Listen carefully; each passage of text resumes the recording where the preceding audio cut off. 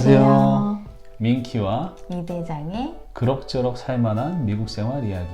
오늘은 메디케어와 메디케이드 차이점에 대해서 한번 알아보겠습니다. 메디케어와 메디케이드의 차이점에 대해서 궁금하신 분들은 영상을 끝까지 시청해주세요. 일단 제가 이런 부분에 대해서 알고 있는 이유는 지난 영상에서도 말씀드렸다시피 이런 이제 나라에서 하는 보험에 관련된 일을 하고 있어요.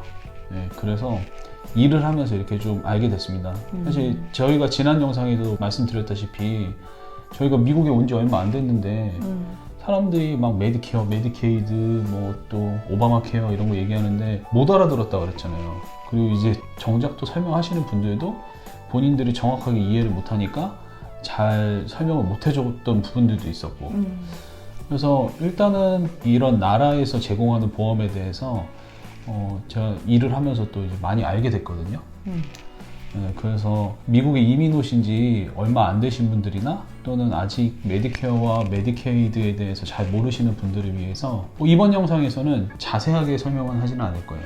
대략. 예, 대략 그냥 큰 차이점에 대해서만 좀 말씀을 드릴게요. 자세한 설명은 저희가 따로 영상을 또 예, 유튜브 각을 잡아야죠. 예.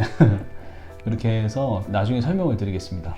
일단 우리가 미국에서 일반적으로 의료에 관련된 보험에 대해서 이야기를 하면 메디케어, 메디케이드, 오바마 케어, 그리고 일반 상업보험이 있어요. 일반 상업보험은 그냥 여러분 아시는 대로 그냥 본인이 그냥 이제 돈 내고 회사보험. 예, 일반 회사에서 운영하는 이제 의료보험이죠. 그런데 그 중에서 오바마 케어도 이제 나라에서 어느 정도 관여가 돼 있지만 특히나 완전히 나라에서 운영하는 메디케어와 메디케이드에 대해서 이야기 좀 해보려고 합니다. 일단 이름이 비슷하잖아요. 네. 그죠? 그러니까 우리도 처음에 왔을 때 뭐 이렇게 정말 헷갈렸어요. 똑같은 거 얘기하는 것 같았어 사람들이. 네. 자, 일단 메디케어와 메디케이드의 큰 차이점은 메디케어 같은 경우는 연방정부에서 운영을 해요. 그리고 메디케이드 같은 경우는 주정부에서 운영을 합니다. 그럼 연방정부하고 주정부는 뭐예요? 연방정부는 이제 페더럴이라고 그래가지고 미국 나라 전체를 관리하는 정부예요. 네. 그리고 주정부는 뭐 우리나라로 치면 뭐 서울특별시 또는 이제 뭐 경기도, 전라도 이런 식으로 이제 미국에는 50개의 주가 있잖아요. 예를 들어 우리가 살고 있는 곳 같은 경우는 이제 버지니아. 메디케이드는 이 주 안에서 운영하는 보험이에요. 그래서 메디케어 같은 경우는 연방정부에서 운영을 하다 보니까 미국 전체가 이 프로그램이 동일해요. 똑같아요. 근데 이제 메디케이드 같은 경우는 주정부에서 운영을 하다 보니까 프로그램이 다 달라요. 주마다. 어느 정도 이제 공통된 점은 상당히 많지만 주마다 좀 다른 부분들이 있죠. 특히나 또 이제 캘리포니아 같은 경우는 이름도 달라요. 메디칼이라고 부르죠. 얘기 들어봤었죠? 댓글에서 봤어요. 네. 그래서 그 부분이 제가 봤을 때 가장 큰 차이점이에요. 그래서 이제 미국에 오신 지 얼마 안 되신 분들 같은 경우는 이 소셜 시큐리티에 대해서 잘 모르실 수도 있는데 이 메디케어 같은 경우는 연방정부에서 운영을 하다 보니까 소셜 시큐리티하고도 관련이 굉장히 깊어요. 네. 이 소셜 시큐리티도 나중에 다뤄보도록 하겠습니다. 그럼 메디케어 대상자는 누군가요? 메디케어 대상자는 주로 이제 65세 이상의 시민권자나 영주권자. 근데 이제 영주권자 같은 경우는 모든 사람들이 다 받을 수가 없어요.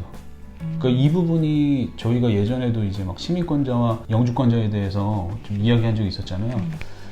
이런 부분들이 그러니까 시민권을 가지고 있는 분들한테 더 장점이기도 한데 영주권자 같은 경우는 이 메디케어를 받으시려면 10년 이상 세금을 내면서 일을 해야 돼요. 예를 들어서 2010년도부터 내가 일을 해가지고 세금을 냈어요. 근데 2015년도까지 일을 하고 2016년도에는 일을 안 했어요. 그리고 2017년도에는 일을 하고 또 2020년도까지 일을 했어요. 그러면은 메디케어 서비스를 못 받아요.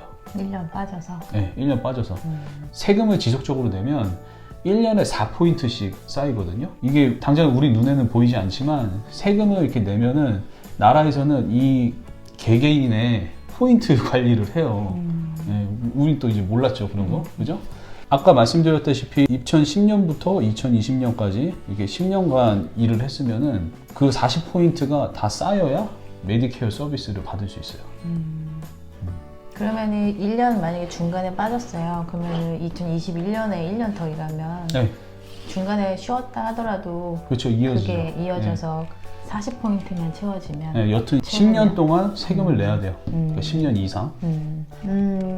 메디케어는 자격을 얘기해 주셨는데 그럼 이제 메디케이드는 누가 자격이 되나요? 네, 이 메디케이드 같은 경우는 이제 한마디로 이야기하면 이제 저소득층 또는 이제 사회적 약자 이런 분들이 메디케이드를 받습니다. 그러면 꼭 메디케이드는 연세 드신 분들 아니고 어린 애들도 받던데. 그렇죠. 네. 영아부터 19세까지 일단은 받고 장애인이나 시니어들 이렇게 받을 수 있어요. 저소득층. 주로 대부분. 메디케이드 같은 경우는 아무래도 이제 저소득층이 받는 프로그램이다 보니까 이 연결돼 있는 프로그램들이 꽤 있어요. 메디케이드랑 연관이 있는. 연관이 있는. 네, 뭐 그런 부분은 또 나중에 메디케이드에 대해서 이야기할 때 좀 자세히 말씀드릴게요. 아, 네. 네, 그리고 메디케어 같은 경우는 소득에 따라서 이제 비용을 내기도 해요. 근데 진짜 소득이 없으면은 안 내긴 하는데 이제 뭐 계속 일을 하고 계신 분들 같은 경우 65세 이상인데 이제 그런 분들은 이제 본인 소득에 맞춰서 얼마 내라고 이제 나옵니다. 내면서 혜택을 받으면서. 그렇죠. 네. 이제 내면서 병원을 가거나 이제 의료 혜택을 이제 받는 거죠. 네. 네. 근데 그 반면 메디케이드는 뭐 그런 내는 게 없죠. 그렇죠. 왜냐면은 저소득층. 예, 소득이 이제 없거나 정말 이제 적은 사람들을 위한 거니까. 그리고 메디케이드 이야기할 때 소득에 대해서 잠깐 이야기했었는데 메디케이드는 저소득층을 위한 프로그램이라고 이야기를 했는데 저소득층이라는 이 기준 같은 경우는 이 개인의 상황이나 아니면 이제 가족 구성원의 숫자에 따른 이 인컴 기준이 다 있어요. 그 메디케이드 관련된 사이트에 들어가면 다 있습니다. 이 부분도 나중에 저희가 영상으로 알려드릴게요. 자세히. 그리고 메디케어 같은 경우에는 메디케어 카드에 보면은 뭐 A, B, C, D 막 이렇게 써져 있는 게 있어요. 그게 막 여러 가지 복잡한 부분이 있는데 이건 또 이야기하면 굉장히 길어지거든요. 예, 그러니까 메디케어에 대한 자세한 말씀을 드릴 때 영상으로 알려드리고 메디케어 같은 경우는 의료 비용의 80%를 커버를 해줘요. 예를 들어 우리가 병원을 갔다고 하면 병원비가 10,000불이 됐어요. 그러면 8,000불을 커버를 해주는 거예요. 그리고 이제 2,000불이 남잖아요. 이제 그거는 디덕터블이라고 그래가지고 개인 부담금, 본인 부담금으로 그거는 2,000불은 본인이 내야 돼요. 그러니까 메디케어만 있는 경우는 소득이 없는 사람이 아니잖아요. 네. 근데 이제 메디케이드 같은 경우는 소득이 없는 사람들을 위한 보험이니까 병원을 가면 거의 커버가 다 된다고 보시면 돼요. 그리고 메디케어가 있고 메디케이드가 있으면 그 메디케어에서 80%를 커버한다고 그랬잖아요. 아까 제가 10,000불 이야기 했잖아요. 8,000불을 그럼 커버를 했어요. 나머지 2,000불이 원래 본인이 그 디덕터블로 내야 되는 돈이었죠. 근데 메디케이드까지 있으면 나머지 2,000불까지 커버를 해줘요. 그러니까 10,000불을 이제 다 나라보험에서 해주는 거죠. 그러면 메디케어가 1차고 네. 네네. 메디케이드가 2차. 그렇죠. 네. 메디케어에서 먼저 이제 커버를 하니까 그래서 우리가 프라이머리 보험이라고 얘기합니다. 그래서 어디 뭐 보험 정보 적을 때 프라이머리가 뭐냐 이러면 메디케어 그리고 메디케이드는 메디케어 이후에 또 나머지를 커버하니까 세컨더리. 그러면 메디케어만 있는 분들이 나머지 20%가 디덕터블이라고 했잖아요. 네. 그걸 위해서 다른 사보험을 들기도 해요? 그런 경우도 있어요. 진짜 복잡하네요.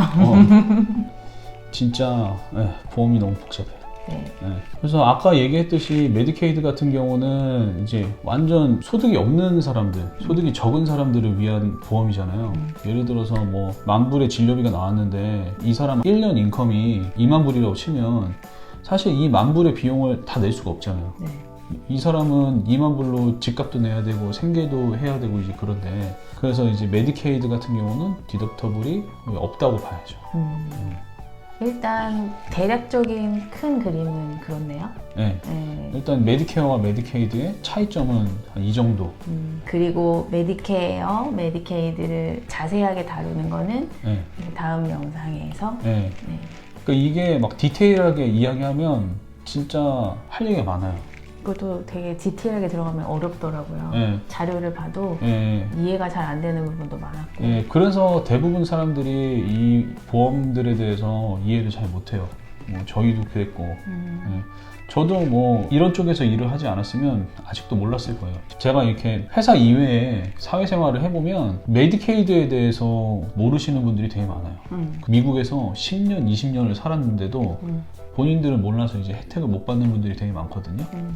오히려 제가 알려드리죠.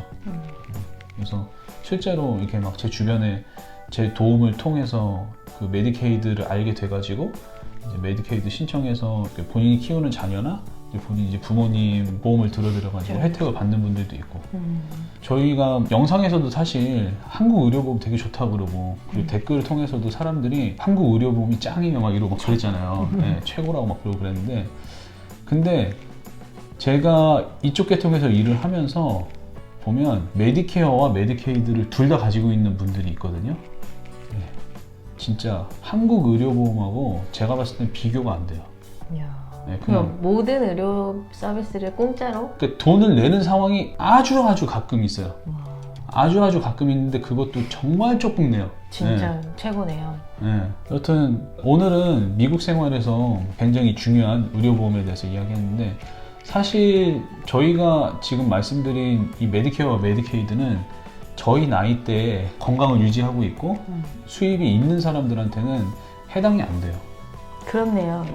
메디케어도 네. 65세 이상이고, 네. 그리고 메디케이드도 19세까지 아니면 이제 연령 있으신 분들, 네. 장애인 분들, 네. 이제 이런 분들이 대상이다 소득이 보니까. 굉장히 적으신 분들. 네, 젊은 층들은 죽어라 벌어가지고. 세금을 내고 네. 그 세금이 이제 거기에 쓰여지고 있죠. 이게 우리가 시니어가 됐을 때 그 돈이 남아 있었으면 좋겠습니다. 부족하다는 얘기 들었는데 얼핏. 네, 점점 뭐 고갈이 되어간다. 네. 특히 메디케이드 부분. 네. 근데 한국도 막 그런 얘기 하잖아요. 국민연금 우리가 받을 때 되면은 막 없어질 수도 있다고 그런 얘기 하잖아요. 근데 진짜 이렇게 의료비가 비싼 미국에서 네. 메디케이드하고 메디케어가 같이 있으신 분들은 진짜 네. 몇 없으시겠지만 많아요, 꽤. 아 많아요? 네. 아니 그 이 대장님이 일하는 곳에는 네. 그런 분들이 주로 대상자들이다 보니까 네. 많이 있으시겠지만 그렇죠. 그냥 일반적으로는 그렇게 두 개를 한꺼번에 가지고 있기가 쉽지가 그렇죠. 않잖아요. 전체적인 비율을 따졌을 때는 네. 그렇게 많지는 않죠. 그분들한테는 정말 네. 그러니까 이게 지금 이런 말하기 좀 그렇지만, 이게 메디케어와 메디케이드 둘 다 가지고 있는 분들은 혜택이 굉장히 많아요. 의료 혜택만 있는 게 아니에요. 아 그래요? 네. 아무튼 그렇습니다. 네. 오늘 저희 영상이 메디케어와 메디케이드를 이해하시는데 조금이라도 도움이 되셨다면 구독과 좋아요. 꼭 눌러주세요. 구독 버튼 저기 있습니다. 네. 그럼 오늘 영상은 여기까지 하겠습니다. 감사합니다. 감사합니다.